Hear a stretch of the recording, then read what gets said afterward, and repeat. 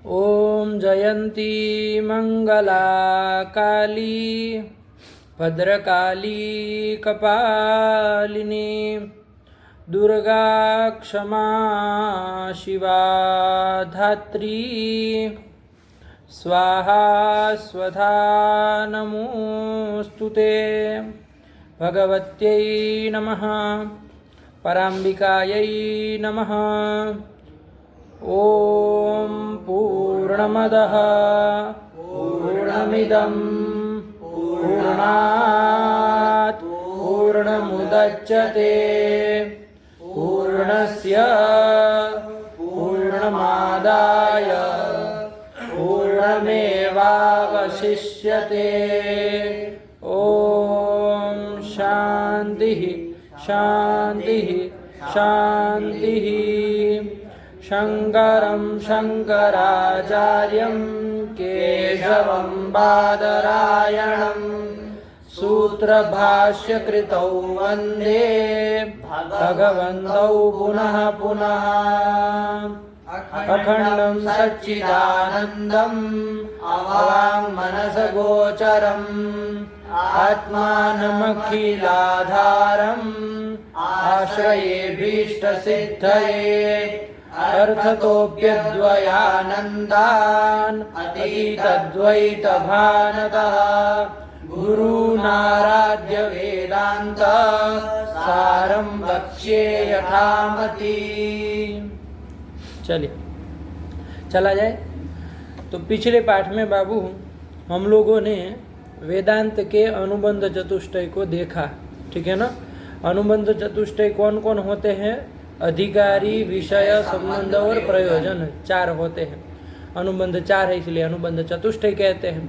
तो उनको हम लोगों ने देख लिया कि इस वेदांत शास्त्र के अधिकारी कौन है, विषय क्या है, इसका विषय के साथ इस ग्रंथ का संबंध क्या है और प्रयोजन क्या है। देखा कि नहीं? ग्रंथ आप लोगों ने कर लिया तैयार, कोई दिक्कत नहीं ना है? क्या है अधिकारी, जरा बताओ तो। वेदांत का अधिकारी क्या बताए? अधिकारी तु विधिवद अधीत वेद वेदांगत्वेन आपाततो अधिगत अखिल वेदार्थ अस्मिन् जन्मनि जन्मान्तरे वा काम्य निषिद्ध वर्जन पुरुषं नित्य नैमित्तिक प्रायश्चित्तोपासनानुष्ठानेन निगत निखिल कर्मस्तया नितान्त निर्मल स्वान्ता साधन चतुष्टय संपन्नः प्रमाता। ऐसा जो प्रमाता है सकल विशेषणों से विशिष्ट एवं भूतः प्रमाता अधिकारी, यही अधिकारी। आया कि नहीं? इस ग्रंथ को स्पष्ट करने के लिए इसमें आए हुए जो पारिभाषिक शब्द है उनको भी सदानंद यति जी ने क्रमशः निरूपित किया, सब प्रमाण किया कि नहीं किया। उसके बाद इन्होंने बताया कि इस वेदांत का विषय क्या है कि नहीं? तो क्या बताया उसके लिए? क्या कहा? क्या है विषय? विषयो जीव ब्रह्म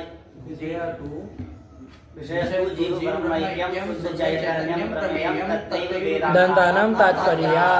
जीव ब्रह्मैक्य जो है, जीव और ब्रह्म की जो ऐक्य है, एकता है, वही इसका क्या है? प्रमेय है, विषय है। आया कि नहीं? वही शुद्ध चैतन्य जो है वही आपका क्या है? विषय है इस वेदांत। क्यों वही विषय है? कहा कि तत्रैव वेदांतानाम तात्पर्य, सकल वेदांत शास्त्र का है ना आदि मध्यावसानतः सकल वेदांत शास्त्र का अद्वैत ब्रह्म में ही, जीव ब्रह्मैक्य में ही क्या होता है? तात्पर्य है। तो वही इसका विषय है। श्लोक भी लिखाए थे ना कुछ, वेदांतानाम अशेषानाम आदि मध्यावसानतः ब्रह्मात्मनि एव तात्पर्यम इति धी। ऐसी जो धी है वो तो श्रवण है, लेकिन हमारा काम का इतना 3 पाद तक का है। आया कि नहीं? नहीं समझ में आया क्या? उसके सामने देख रहे हो बार बार, क्या है? कुछ अटक रहा है? तब फिर चलो। तो ये विषय हो गया। इसके बाद विषय के बाद क्या आया? संबंध। संबंध क्या है भैया? इसका ग्रंथ का और ग्रंथ का जो प्रतिपाद्य विषय, ग्रंथ है आपका वेदांत सार, चाहे ब्रह्म सूत्र आदि ग्रंथ है, उसका इस प्रतिपाद्य विषय, प्रतिपाद्य विषय क्या है? जीव ब्रह्मैक्य। आया कि नहीं? ये दोनों का संबंध क्या है ना? तो उसके लिए कहा कि क्या बोले पंक्ति? पादुकोपनिषद प्रमाणस्य च बोध्य बोधक भाव। आया कि नहीं? क्योंकि उपनिषद प्रमाण जो कि शास्त्र है, ग्रंथ है, वो क्या हो जाएगा, बोधक हो जाएगा, और जो जीव ब्रह्मैक्य रूप जो विषय है वो बोध्य हो जाएगा। तो बोध्य बोधक भाव संबंध दोनों के बीच का संबंध है, इसी को प्रतिपाद्य प्रतिपादक भाव संबंध भी कह देते हैं। नहीं आया? ये प्रायः हर ग्रंथों में समान ही होता है। आया कि ना? सब जगह अधिकारी बदलेंगे, वहाँ पर प्रयोजन भी बदलेगा, विषय भी बदलेगा, लेकिन संबंध प्राय ग्रंथ का और विषय का यही संबंध होता है, बोध्य बोधक भाव संबंध, प्रतिपाद्य प्रतिपादक भाव संबंध। नहीं आया? इसके बाद संबंध के बाद नंबर चौथा कौन बताया? अनुबंध प्रयोजन। प्रयोजन क्या है भैया इस ग्रंथ को पढ़ने का, वेदांत शास्त्र को पढ़ने का? तो दो प्रयोजन बताए इन्होंने। आया कि नहीं आया? पहला क्या बताया? निवृत्ति, अज्ञान की निवृत्ति। आया कि नहीं? जब वेदांत ज्ञान होगा तो ज्ञान से अज्ञान की निवृत्ति हो जाती है। आया कि नहीं? तो ज्ञान अज्ञान निवृत्ति ही प्रयोजनम। अज्ञान क्या है? तो जीव ब्रह्मैक्यगत अज्ञान है। आया कि नहीं? यही ना लिखा, क्या लिखा है? तदैक्य। तदैक्य मतलब जीव ब्रह्मैक्यगत जो अज्ञान है, उसका अज्ञान है ना, हमको उसकी एकता का ज्ञान अज्ञान है हम लोगों को। जीव हम लोग भिन्न भिन्न समझते हैं सामान्य रूप, तो जीव ब्रह्मैक्यगत जो अज्ञान है उस अज्ञान की निवृत्ति हो जाएगी। आया कि नहीं? और फिर कहा कि खाली अज्ञान की निवृत्ति होना ही प्रयोजन नहीं है, दूसरा भी प्रयोजन बताया। क्या बताया? स्वस्वरूपानंदावाप्तिश्च। स्वस्वरूप जो आनंद है, निरतिशय आनंद, अखंड आनंद, वो आनंद की अवाप्ति यानी कि प्राप्ति। आया कि नहीं आया?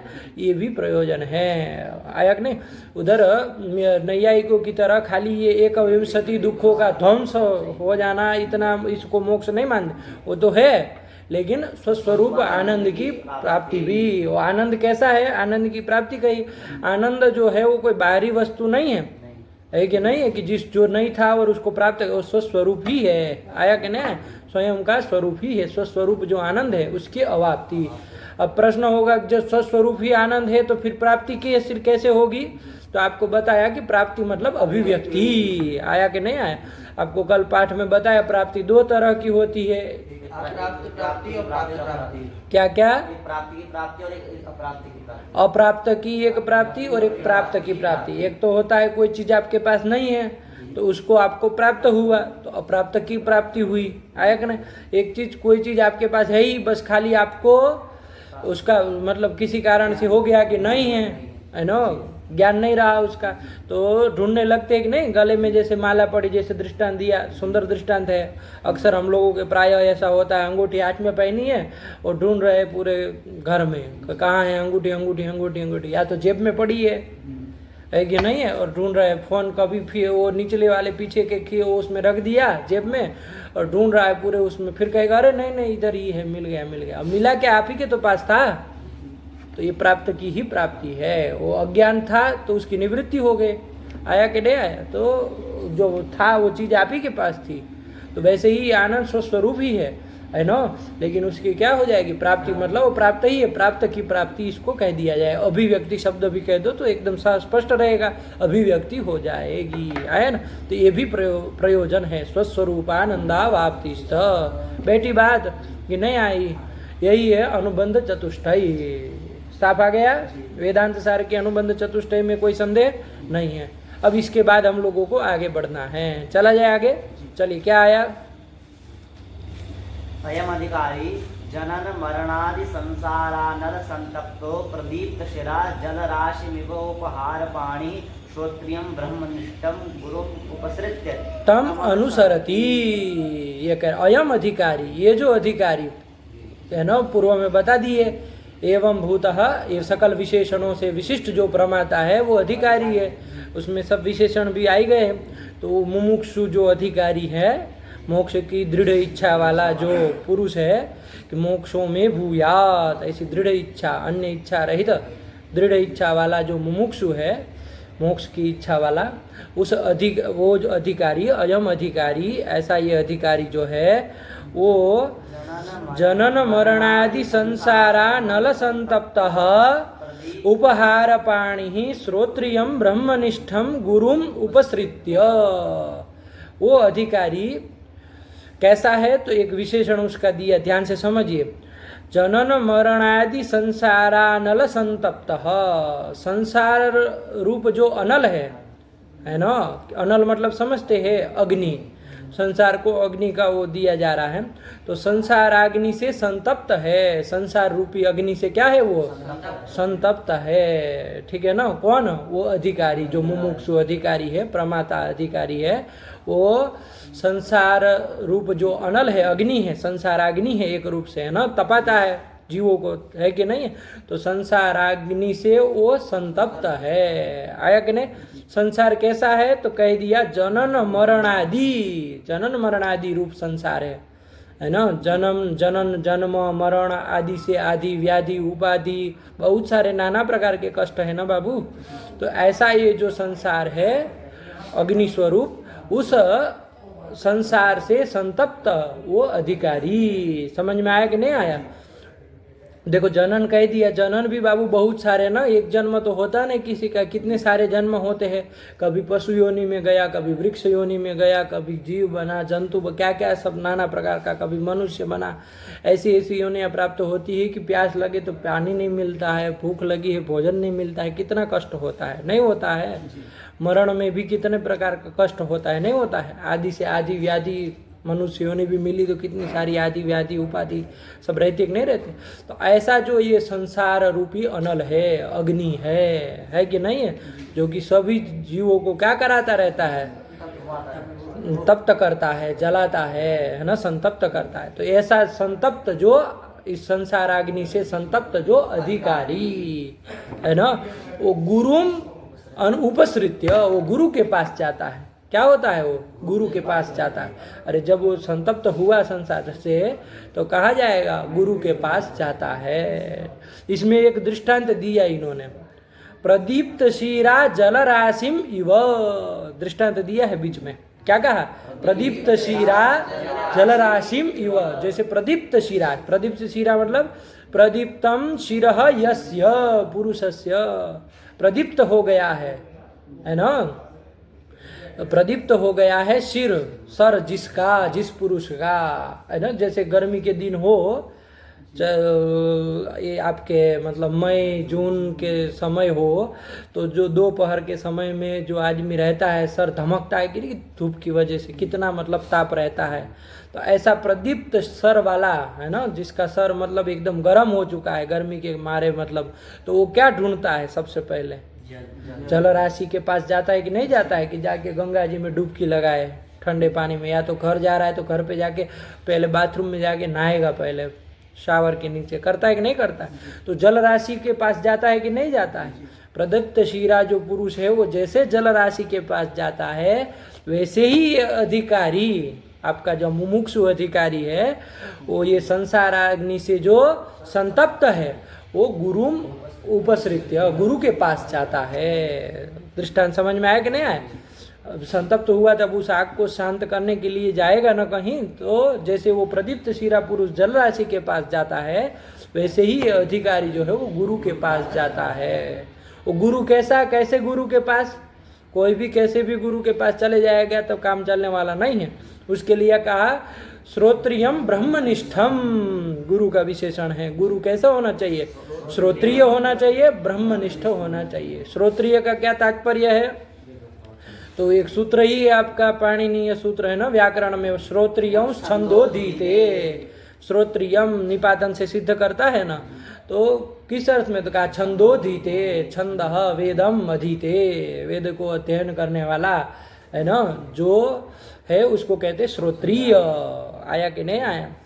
जो वेदाध्ययन विधि पूर्वक जो किया हुआ है, जिस जो ज्ञान रखता है, उसको कहते श्रोत्रिय। तो ऐसे गुरु के पास जाता है, श्रोत्रियम। आया कि नहीं है? दूसरा क्या कहा? ब्रह्मनिष्ठम, ब्रह्मनिष्ठ होना चाहिए। ब्रह्मणि निष्ठा यस्य, ब्रह्म में जो निष्ठा रखता है कि नहीं है। पता चला कि निष्ठा ही नहीं है, मानता ही नहीं है, तो फिर वैसे गुरु नहीं। ब्रह्मणि निष्ठा यस्य, ऐसे गुरुम उपसृत्य, उपपूर्वक श्री धातु का अर्थ होता है गमन, जाता है। आया कि नहीं आया? जाकर के, उपसृत्य लेप प्रत्यय है ना, जाकर के, उपसृत्य गत्वा क्या करता है? तम अनुसरति, तम गुरुम, ऐसे श्रोत्रियम ब्रह्मनिष्ठम गुरुम अनुसरति, उसका अनुसरण करता है, अनुगच्छति, वो जैसा भी आदेश करता है, जिस तरह का कुछ कहता है उस तरह से करता है, यथोक्तकारी हो जाता है। नहीं आया? वही कह रहे, पंक्ति लगाओ, क्या कहे बाबू? अयम अधिकारी, अयम से समझ में आया ना? पूर्व में जो बताया गया अधिकारी है, वो अधिकारी जनन मरणादि संसारा नल संतप्त प्रदीप्त शीरा जल राशिम इव उपहार पाणी ही। अच्छा, ये भी एक विशेषण है। अब गुरु के पास जाएगा ये अधिकारी तो ऐसे ही खाली हाथ, है ना, मुंह उठा के नहीं, उपहार पाणी ही, उपहार लेकर के आया कि नहीं आया? अभी इसमें प्रमाण भी देंगे श्रुति का। तो ऐसा उपहार पाणी ही, उपहार लेकर के कुछ गुरु जी के लिए जो भी समित आदि जो भी चाहिए हो, वैसा उपहार लेकर के, उपहार पाणी ही, ऐसा जो अधिकारी है वो उपहार पाणी ही श्रोत्रियम ब्रह्मनिष्ठम गुरुम उपसृत्य तम अनुसरति। लगा कि नहीं लगा? अन्वय कर लोगे इस पंक्ति का? क्या कर लोगे? जनन मरणादि संसारा नल संतप्त उपहार पाणी अयम अधिकारी, ऐसा जो ये अधिकारी है वो श्रोत्रियम ब्रह्मनिष्ठम गुरुम उपसृत्य तम अनुसरति। अब वो कैसे जाता है? तो प्रदीप्त शीरा जल राशिम इव, जैसे जिसका सर गर्मी के मारे धमक रहा है ना, प्रदीप्त हो गया, जल उठा है ना, एकदम बेचैन हो चुका है गर्मी से, ऐसा जो प्रदीप्त शिरा पुरुष जैसे जल राशि के पास जाता है, वैसे ही ये अधिकारी भी गुरु के पास जाता है। तो अलग से दृष्टांत समझ में आ जाएगा ना? चलिए, तो यही बन गया। नहीं बैठा? चलिए, वही कहा है, पढ़ो, एक बार पढ़ लो। अयम अधिकारी जनन मरणादि संसारा नर संतप्तः प्रदीप्त शिरा जल राशि विवोपहार पाणी श्रोत्रियम ब्रह्मनिष्ठम गुरुम उपसृत्य तम अनुसरति। उपसृत्य कहा बाबू, है ना, उपपूर्वक श्री धातु, उपपूर्वक गम धातु, ये सब आते हैं ना, तो उसका मतलब है जा करके विनय पूर्वक, ऐसे ही नहीं कि मुंह उठा के चल दिया गुरु जी वेदांत पढ़े, ऐसे नहीं होता है। शिष्यत्वेन विनय पूर्वक गुरु के पास जाता है। आया कि नहीं? अरे उसमें आया ना गीता में भी, तद विद्धि प्रणिपातेन परिप्रश्नेन सेवया उपदेक्ष्यन्ति ते ज्ञानम ज्ञानिनस् तत्वदर्शिनः। आया कि नहीं? क्या है श्लोक? तद विद्धि प्रणिपातेन परिप्रश्नेन सेवया उपदेक्ष्यन्ति ते ज्ञानम ज्ञानिनस् तत्वदर्शिनः। फिर जब उसके पास जाता है तो ज्ञानी तत्वदर्शी, ज्ञानी तो बाबू किसको कहते हैं? जो शब्दार्थ ज्ञान हो गया तो ज्ञानी है, शब्द और अर्थ का ज्ञान हो गया सामान्य रूप से तो भी ज्ञानी है। तो खाली ज्ञानी गुरु पर्याप्त नहीं है, तत्वदर्शी। क्या कहा? तत्वदर्शी, जो तत्व को भी जानता हो शास्त्र का, है ना, खाली षष्ठी प्रथमा लगाने वाला न हो। आया कि नहीं आया? कि पता चला कि समाज से ही पढ़ा दिए, वेदांत पढ़ने गए, उसी में बहुड़ी, और ये ऐसा नहीं। षष्ठी प्रथमा तो वो ज्ञानी तो है वो, लेकिन तत्वदर्शी भी होना चाहिए। ज्ञानिनस् तत्वदर्शिनः, ऐसा जो गुरु होगा वो क्या करेगा? उपदेक्ष्यन्ति, वो उपदेश देगा, है ना, आत्मज्ञान विषय को उपदेश देगा। ठीक हुआ कि नहीं हुआ? तो वो जो वहाँ ज्ञानिनस् तत्वदर्शिनः कहा ना, वो यही है, श्रोत्रियम ब्रह्मनिष्ठम, उसी को यहाँ कह दिए कि श्रोत्री होना चाहिए, ब्रह्मनिष्ठ होना चाहिए। तो वही तत्वदर्शी न होगा कि और कोई तत्वदर्शी होगा? तो आया कि नहीं? तो वैसे गुरु के पास जा करके उपसृत्य, उपपूर्वक श्री धातु का अर्थ बता रहे थे कि जाना। आया कि नहीं? उपसति, उपसृत्य, ये सब आए तो वहाँ विनय, शिष्यत्वेन विनय पूर्वक जाना, यही उसका तात्पर्य होता है। तो ऐसा उपसृत्य, गुरुम उपसृत्य तम अनुसरति, उसका फिर वहाँ जा करके जैसा गुरु कहता है, अपने मन माने तरीके से नहीं, तम अनुसरति। वहाँ जा करके पता चला बहुत हो कि भाई जा गए, लेकिन वहाँ जाके उनका कहा नहीं माने, अपना मनमानी करने लगे, ऐसा नहीं, तम अनुसरति। वो जैसा कह रहे हैं उसके आदेश का उसी यथोक्त रीत्या पालन करते हैं। आया कि नहीं? तम अनुसरति, बैठी बात, वो अधिकारी ऐसा करता है। चलो, उसमें श्रुति प्रमाण भी दे रहे हैं। चलो आगे क्या कह रहे हैं? समित पाणी श्रोत्रियम ब्रह्मनिष्ठम इत्यादि श्रुते हैं। उसमें आया ना कि तद विज्ञानार्थम गुरुमेवाभिगच्छेत समित पाणी श्रोत्रियम ब्रह्मनिष्ठम, ये पूरी श्रुति है। तद विज्ञान लिखी है आप में, कोई लड़के के उसमें लिखी थी, कहाँ की है ये श्रुति? मुंडकोपनिषद कह रहे हैं। चलो मुंडकोपनिषद है, चलो पूरी लिखी है वहां पर। क्या लिखा है? तद विज्ञानार्थम गुरुमेवाभिगच्छेत समित पाणि ही श्रोत्रियम ब्रह्मनिष्ठम। चलिए समझ लीजिए कि तद विज्ञानार्थम, उस आत्म के विज्ञान के लिए, ज्ञान करने के लिए, गुरुम एव अभिगच्छेत, गुरु के पास जाए। आया कि नहीं? कैसे गुरु के पास? तो ये वो तो ऊपर बता दिए, लेकिन कैसे जाए? समित पाणि ही श्रोत्रियम ब्रह्मनिष्ठम। कह ही रहे कि वो जो अधिकारी है वो समित पाणी होकर के, समित पाणी मतलब उपहार पाणी, समिता हाथ में लेकर के मतलब उपहार हाथ में लेकर के, ऐसा जो अधिकारी है वो गुरुम एव अभिगच्छेत। कैसे गुरुम? तो श्रोत्रियम ब्रह्मनिष्ठम, श्रोत्रिय है ना, और ब्रह्मनिष्ठ, ऐसे गुरु के पास जाए। तो वैसी श्रुति कह रहे, तो प्रमाण हो जाएगी कि नहीं हो जाएगी? हाँ चलिए वही कह रहे, समित पाणि ही श्रोत्रियम ब्रह्मनिष्ठम इत्यादि श्रुते है। तो श्रुति प्रमाण है इसमें। चलिए पूरी श्रुति आई कि नहीं? तद विज्ञानार्थम गुरुमेवाभिगच्छेत समित पाणि ही श्रोत्रियम ब्रह्मनिष्ठम। कहाँ की बताइए? मुंडकोपनिषद, देख लीजिएगा, है ना। चलो यही है। फिर आगे, स परम कृपया ध्यारोपापवाद न्यायेनैनम् उपदिशति तस्मै स विद्वान् उपसन्नाय प्राह इत्यादि श्रुते है। अब चलो आ गया, तो अब वो गुरु जो है स गुरु श्रोत्रिय ब्रह्मनिष्ठ जो गुरु है वो क्या करता है? तो उसके लिए कह रहे कि सह गुरु श्रोत्रिय ब्रह्मनिष्ठ क्या करेगा? परम कृपया अध्यारोपापवाद न्यायेन एनम उपदिशति, एनम शिष्यम अधिकारिणम उपदिशति। आया कि नहीं? वो क्या करेगा? उस अधिकारी को, प्रमाता अधिकारी जो आया है उसके पास, उसको उपदिशति। कैसे? तो परम कृपया, परमाचासौ कृपा, परम कृपा तया, परम कृपया, कृपा के द्वारा, परम करुणा के द्वारा वो उसको उपदेश करेगा, है ना। आया कि नहीं आया? किसको? शिष्य को, अधिकारी को, जो उसके पास आया है ज्ञान प्राप्ति के लिए। ठीक हुआ? वही कह रहे। अब प्रश्न होगा कैसे वो आत्म विषयक ज्ञान कैसे उपदेश करेगा? तो आप तो पहले ही मंगलाचरण में कह चुके हैं कि वो जो आत्मा है वो तो अवांग मनस गोचरम, न वाणी का विषय है न मन का विषय है, तो कैसे उपदेश करेगा? कैसे उपदेश हो पाएगा? नहीं ना हो पाएगा। तो कहा कि अध्यारोपापवाद न्यायेन, अध्यारोप और अपवाद अभिवक्षमाण है। अध्यारोप किसको कहते हैं, अपवाद किसको कहते हैं, तो अभी बताएंगे, स्वयं ग्रंथकार सदानंद यति जी बताएंगे। लेकिन अध्यारोपापवाद न्याय न उपदेश करेंगे। आया कि नहीं? अध्यारोप न्याय, अपवाद न्याय। तो अध्यारोपापवाद न्याय न एनम उपदिशति। लगा कि नहीं लगा? वही कह रहे, पढ़ो। स परम कृपया अध्यारोपापवाद न्यायेन एनम अधिकारिणम उपदिशति।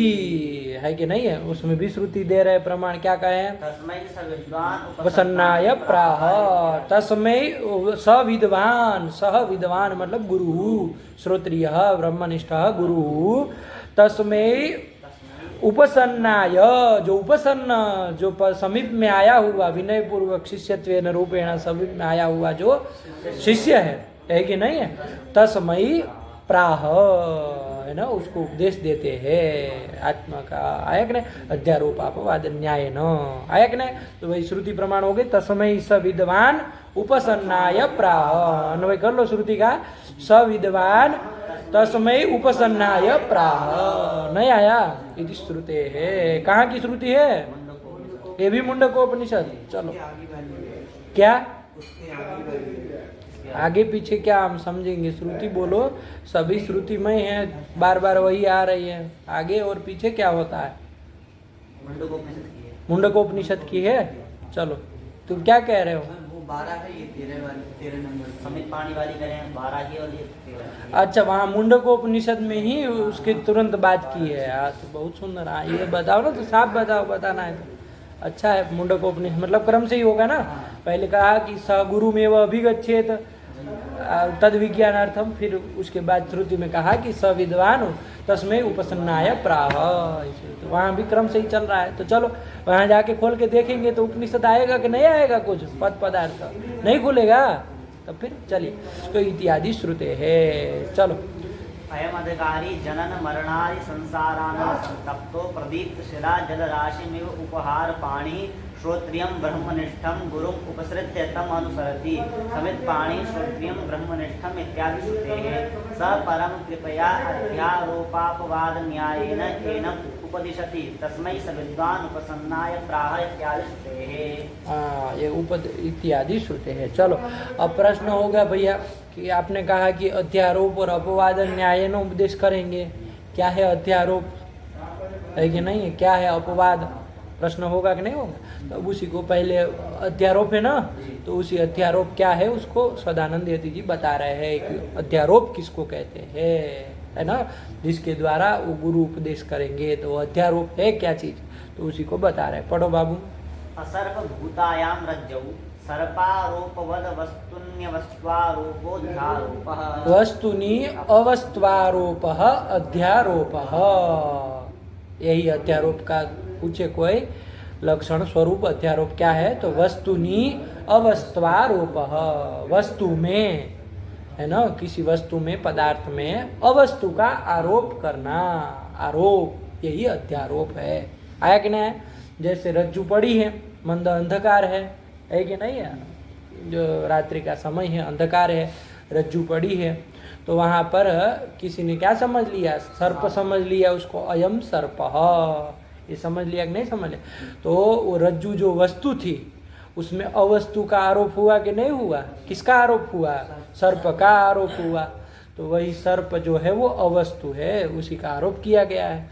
वस्तु तो क्या थी, वस्तुतः रज्जु वो वस्तु है, वास्तविक पदार्थ है, आया कि नहीं, उसमें अवस्तु का है कि नहीं है, किसका, सर्प का जो आरोप हुआ, वही आरोप को ही कहते अध्यारोप। नहीं समझ में आया? चलिए वही दृष्टांत भी शुरुआत में दे दिए। असर्प भूतायाम रज्जौ सर्पारोपवत, आया कि नहीं, कि भैया असर्प भूत रज्जु है, वो रज्जु जो है बाबू वो सर्प स्वरूप नहीं ना है, असर्प भूता रज्जु है, सर्प नहीं ना है वो। तो असर्प भूता जो रज्जु है, उस रज्जु में किसका, सर्पारोप, सर्प का जो ये आरोप हुआ वही अध्यारोप है। नहीं समझ में आया? वस्तुनि अवस्त्वारोप, आया कि नहीं, अध्यारोप। अध्यारोप में बाबू देखो, ध्यान दियो, इसमें जो वस्तु पदार्थ है वो तो वस्तुतः है वहां पर विद्यमान, आया कि नहीं, जिसका आरोप हो रहा है, जैसे यहाँ किसका आरोप हो रहा है दृष्टांत में, सर्प का, वो सर्प वस्तुतः है क्या, नहीं ना है, सर्प पदार्थ वहाँ नहीं ना है, तो इसीलिए उसको अवस्तु कहा जा रहा है। वो वस्तुतः है नहीं, अवस्तु है वो, आया कि नहीं। तो अवस्तु का, सर्प का जो आरोप हुआ वही अध्यारोप है, आया कि नहीं। अधिष्ठान जो वस्तु है ना बाबू, देखो ये भ्रम स्थल में, अध्यारोप स्थल में एक होता है अधिष्ठान, एक होता अध्यस्त, शब्द समझिएगा, एक होता है अधिष्ठान, एक होता है अध्यस्त।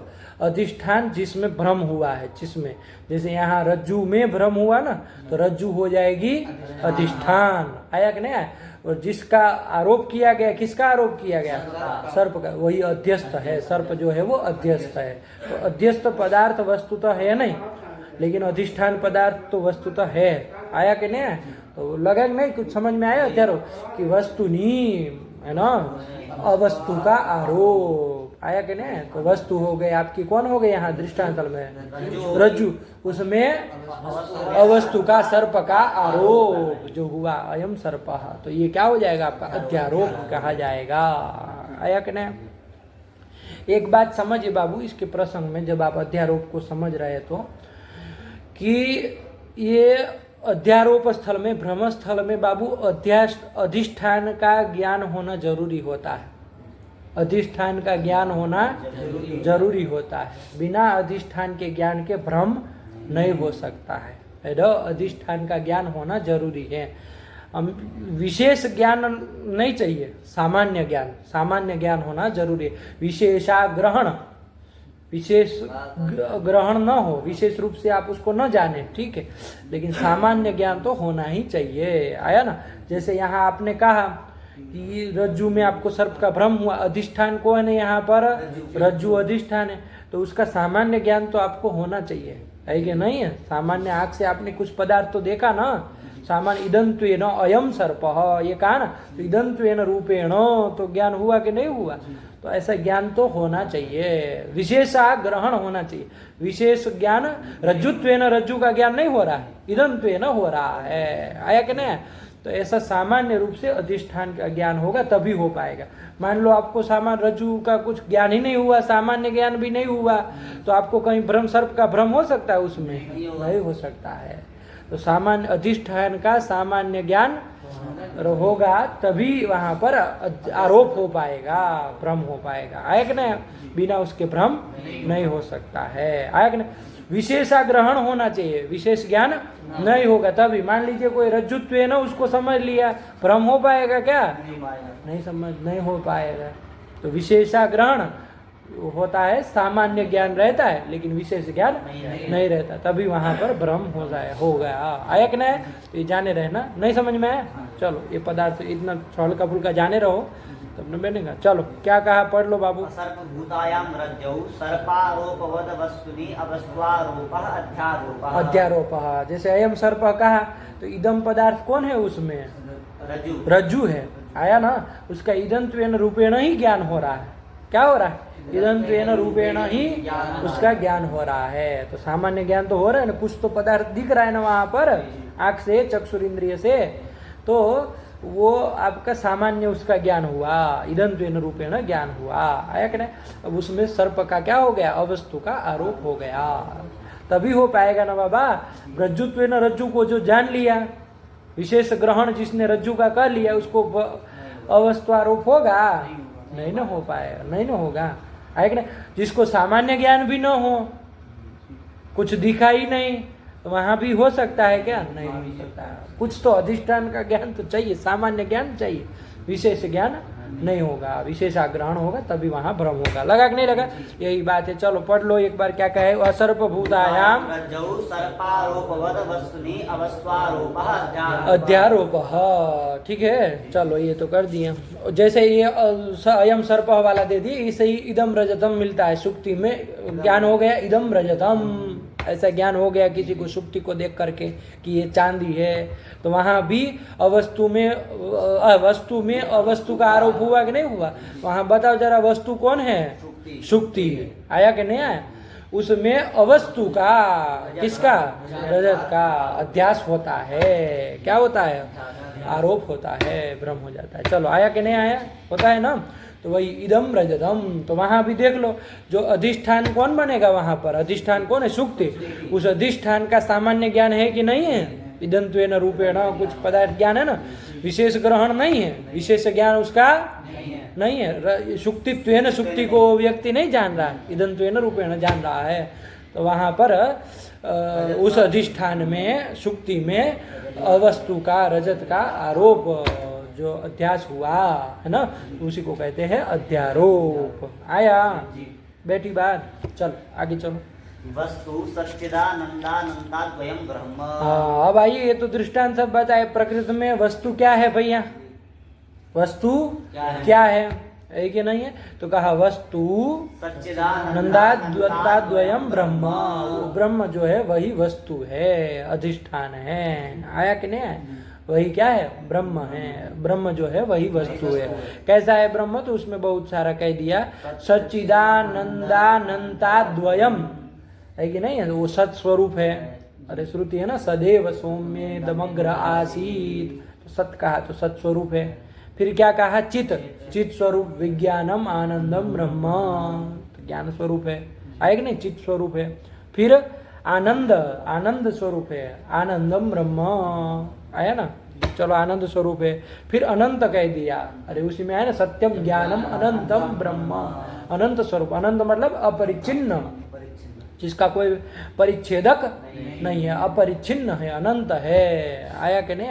चलिए, तो वैसा है। और अद्वयम, उसी श्रुति में सदैव सौम्य दमग्र आसीत एकमेवा द्वितीयम, अद्वितीयम कहा ना, तो वही अद्वयम, ऐसा जो ब्रह्म है वही आपका क्या है? वस्तु है, वही अधिष्ठान है, वस्तु है, आया कि नहीं? उसमें अवस्तु का आरोप होगा। अवस्तु क्या है भैया? अवस्तु क्या है? तो ब्रह्म को छोड़कर सारा का सारा जो संसार है वो क्या है, अवस्तु है। आया कि नहीं? तो उस ब्रह्म में अवस्तु का आरोप होता है और ये अध्यारोप है। आया कि नहीं? चलो वही कह रहे, पढ़ो। अज्ञानादि सकल जड़ समूहो अवस्तु, अज्ञानादि सकल जड़ समूह, जितना भी ब्रह्म को छोड़ करके पूरा का पूरा जड़ समूह है वो सब क्या है, अवस्तु है। आया कि नहीं? चलिए तो वही कहा है, पढ़ो। अज्ञानादि सकल जड़ समूहो अवस्तु। चलिए अब प्रश्न होगा, भैया ये अज्ञान क्या है ना? अज्ञान आदि सकल जड़ समूह अवस्तु कहा, ये सब अवस्तु है। तो ये अज्ञान जो है वो क्या पदार्थ है, तो उसको अब बता रहे हैं। लेकिन इतना आप लगाइए, आप लोगों को वो भी है कि नहीं, जाना है कि नहीं? कितने बजे है 10:30 कि चला जाए? 10:30 हुए हैं, चले आगे। 2 ही लाइन कहने के लिए है, उसको समझना है अच्छे से। क्या है, पढ़ लो, चलो पहले पढ़ लो क्या कह रहे हैं। अज्ञानंतु सदसद्भ्याम, इधर से वस्तु से पढ़ लो। वस्तु सच्चिदानंदानंताद्वयं ब्रह्म, अज्ञानादि सकल जड़ समूह अवस्तु। हाँ, अज्ञानंतु सदसद्भ्याम निर्वचनीयं त्रिगुणात्मकं ज्ञान विरोधी भाव रूपम यत् किंचित इति वदन्ति अहम अज्ञ इत्यादि अनुभवात् देवात्म शक्तिम स्वगुणैर निगूढ़ाम इत्यादि श्रुते। ये अज्ञान का यहाँ पर अज्ञान कैसा है, क्या पदार्थ है, आया कि नहीं आया? बहुत लोग कह देते अज्ञान जो है वो ज्ञान अभाव है, अभाव स्वरूप है। तो ऐसा नहीं, यहाँ पर अज्ञान कैसा, भाव रूपम कहा है ना, भाव पदार्थ है, अभाव पदार्थ नहीं है। तो इसको विस्तार से बताए, उसको अब समझते हैं। अभी टाइम लगेगा इसको समझने में। कितने बजे से है आपका? 11 बजे से सेशनल है। चलो तो कर लीजिए, कोई बात नहीं, अगले पार्ट से चलते यहाँ से। बैठी बात, अध्यारोप समझ में आया कि नहीं? किसको कहेंगे अध्यारोप? वस्तु का आरोप, वस्तुनि अवस्वारोप अध्यारोप। ठीक है, चलिए इतना लगा के आइए, फिर चलते हैं। रखा जाए। भगवते नमः, पराम्बिकायै नमः। अस्तु।